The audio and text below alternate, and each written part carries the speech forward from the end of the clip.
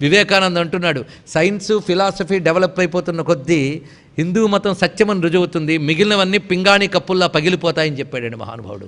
ఆయనకు ఒక్కసారి నమస్కారం చేసుకున్నాడు. ఇక్కడ మొత్తానికి ఇప్పుడు తెలుస్తోంది కదా. ఇప్పుడు పరిశీలించండి, మెయిన్ వైర్ ఏమన్నాం, సుషుమ్న. అది ఎక్కడుంది? వెన్నుదండం లోపల మధ్యలో ఉంటుంది. అది అందులోంచి మెయిన్ ఫ్లో వెళుతూ ఉంటుందండి మనలోంచి ఎప్పుడు కూడా. అందరికీ ఉంటుంది ఇది మెయిన్ ఫ్లో, ఎప్పుడు వెళుతుంటుంది. అయితే ఆర్డినరీగా ప్రతి వాళ్ళల్లోని ఇది క్రిందికే ప్రవహిస్తూ ఉంటుంది. ఒక రాగి తీగలోకి ఎలక్ట్రిసిటీ లాగా ఈ ఫ్లో ఎప్పుడు బ్రహ్మరంధ్రం నుంచి కిందకి వెళ్ళిపోతూ ఉంటుంది మనకి. ఇది తెలుసుకోవాల్సింది. అయితే మిగిలిన జంతు నిర్మాణంలో పైకి తీసుకెళ్ళగే శక్తి వాళ్ళ శరీరానికి లేదు, ఒక్క మానవ శరీరానికి మాత్రమే ఉంది శక్తి. ఈ శరీరం వచ్చి కూడా తెచ్చుకోలేకపోయామనుకోండి, మళ్ళీ ఈ శరీరం వస్తుందనే గ్యారంటీ లేదు, మళ్ళీ ముక్తి పొందగలమని గ్యారంటీ లేదు. అందుకే ఇది అర్థం చేసుకోగలిగితే ఈ శరీరం ఉన్నప్పుడే అర్థం చేసుకోవాలి. ఇప్పుడు అర్థం కాలేదంటే మరిన్ని జన్మలు ఎత్తినా అర్థం కాలేదు. ఎందుకంటే వీడొక్కడికే వెన్నుని ఇలా ఉంచగలిగిన ప్రాణి వీడొక్కడే కనుక వీడొక్కడే పైకి తీసుకెళ్ళగలడు. ఎక్కడ మెయిన్ ఫ్లో వస్తుందో అది పట్టుకునే ప్రయత్నం చేయాలి. కానీ ప్రతివాడికి కిందకే ప్రవహిస్తూ ఉంటుంది. కిందకి ప్రవహిస్తున్నంత కాలము ఈ ప్రపంచమే సత్యం అనుకుంటాడు, ఈ దేహమే నేను అనుకుంటాడు. ఇక్కడ కూర్చోపెట్టి నువ్వు దేహం కావరా, నువ్వు ఆత్మ అంటే కునుకుతూ మూలుగుతూ ఉంటాడు వాడు. ఎందుకంటే వాళ్ళు అంత కిందకుంది మూలాధారంలో. అది వాడు పశువు అంటారు వాడిని. అది పైకి లేపాలి ప్రజ్ఞని. అది ఒక్కొక్కటి. ఆ పద్ధతి ఇక్కడ చూపిస్తున్నాడు, ఆ పద్ధతి వివరిస్తున్నాడు. యోగి అయిన వాడు క్రమక్రమంగా సాధన వల్ల ఆ సుషుమ్నానాడీగతమైన చైతన్యం వైపు దృష్టి సారిస్తాడు. ఆ సారించి మూలాధారం నుంచి కదులుతుందండి చైతన్యం. కుండలిని అక్కడ కదులుతుందట. ఆ కదిలి పైకి వెళ్తుంది. మొత్తం కులంలో ఉంది కదా. కులం అంటే ఏంటి చెప్పుకున్నాం?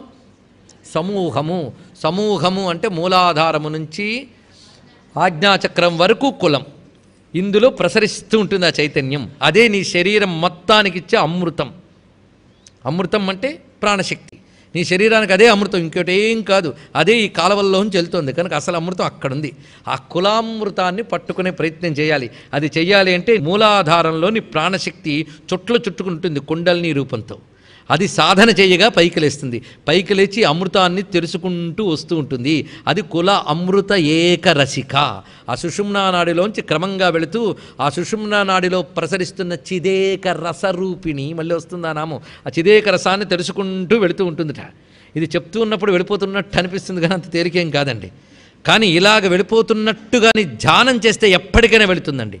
అందుకే ఈ నామాల్ని భావనాత్మకంగా చేస్తే ఎప్పటికైనా జాగృతి జరుగుతుంది ఎవరికైనా.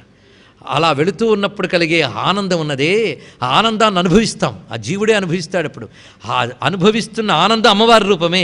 అందు కులామృతాన్ని ఆస్వాదిస్తూ ఉన్న ఆనందమే కులామృతైక రసిక. రసిక అంటే రసానుభూతి, ఆనందము. అది కులామృతైక రసిక అన్నాడు ఇక్కడ. ఇది ఎలా జరుగుతుంది అంటే యోగి ప్రాణాయామ పటిమతో పొందుతట, ఉపాసకుడు తదేక నిష్ఠతో పొందుతట్టండి. ఇద్దరికి అదే జరుగుతుంది. చూడండి, ఇప్పుడు త్యాగరాజ స్వామి వారు రామాను ఉపాసన చేశారు. ఆయనకి కుండలిని జాగరణ జరిగింది. మూలాధారజ నాదమెరుగుటే ముదముగ మోక్షమని అన్నాడు. ఆయన అన్నాడు.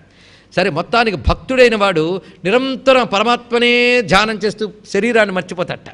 అప్పుడు వాడికి ఏం స్థితి జరుగుతుందయ్యా అంటే, ఈ లోపల యోగి ఎలాగైతే ప్రాణాయామ సాధన ద్వారా పైకి వెళుతూ ఉంటాడో, మూలశక్తిని అందుకుంటాడో, ఇతడు ఆ మూలశక్తినే రామ అనే పేరుతోనో శివ అనే పేరుతో ఉపాసన చేస్తున్నాడు.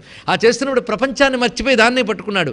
వాడు పొందే ఆనందము, ప్రాణాయామంలో యోగి పొందేటువంటి సహస్రారంతో అక్కడ తాదాత్మ్యం పొందినప్పుడు పొందే అమృతపానము రెండూ ఒక్కటే. ఇది తెలుసుకోండి. వీడికి తెలుసుకోలేకపోవచ్చు. అదేవిధంగా వేదాంత మార్గంలో జ్ఞాన విచారణ చేస్తూ చేస్తూ బ్రహ్మము గురించి ఆలోచిస్తూ బ్రహ్మము కాని దాన్ని పక్కన పెట్టి బ్రహ్మమైన దాన్ని పట్టుకెళ్తారు వేదాంత విచారణలో. భక్తులైన వారు ప్రపంచాన్ని విడిచిపెట్టి తాను కొరుచుకుంటున్న ఈశ్వర రూపాన్ని ఉపాసన చేస్తారు. యోగి అయిన వాడు ఈ శరీరంలో మిగిలిన భాగాలను పట్టించుకోకుండా శరీరానికి ప్రాణమిస్తున్న ప్రధానమైన అమృతశక్తిని ఉపాసన చేస్తూ వాడు వెళ్తాడు. ముగ్గురు చేసేది చిట్ట చివరికి చేరేది ఒకే చోటు. ఇది తెలుసుకోవాల్సింది ఇక్కడ. అందుకే మనకు కుండల్ని ఇవి తెలియకపోయినా తదేక నిష్ఠ కలిగితే ఉపాసనతో కూడా ఇదే జరుగుతుంది. కులామృతైకరసిక.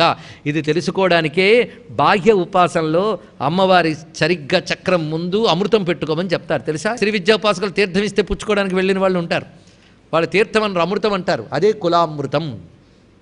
ఈ కులామృతం ముందు ఏం చేస్తారు? ఆ అమృతాన్ని ఆవాహన చేసి మంత్రితం చేస్తారు. లేకపోతే అది నీరే. అది అక్కడ ఆవాహన చేస్తారు. చేసి శ్రీచక్రంలో దాన్ని బిందువులుగా బిందు తర్పణ సంతుష్ట చివరికి వస్తుందండి. ఇదంతా సమర్పణ చేస్తారు. ఆ సమర్పణ చేయగా మిగిలినది అమృతం. అది వీడు పుచ్చుకుంటాడు. ఆర్ద్రం జ్వలతి జ్యోతిరహమస్మి అనుకుని పుచ్చుకుంటాడు.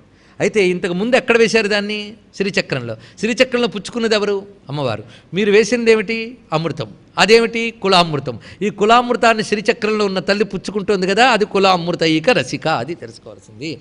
మీరు వేస్తున్న కులామృతాన్ని ఆవిడ పుచ్చుకుంటుంది. ఆ భావనతో సమర్పణ చేయాలి. ఇది ప్రతి పూజలో కూడా అర్ఘ్యపాత్ర పెట్టుకు చేసినప్పుడు అది అమృతమే. దేంట్లోనైనా ఇదే ఉంటుంది. అక్కడ బాహ్యంగా అక్కడ ఇస్తున్నారు, తిరిగి పుచ్చుకున్నప్పుడు నీ లోపల ఉన్నదే పుచ్చుకుంటుంది. ఇది తెలుసుకోగలిగితే ఇంకా బాగుంటుంది. కానీ కులామృతైక రసిక. ఇక్కడ కులామృతం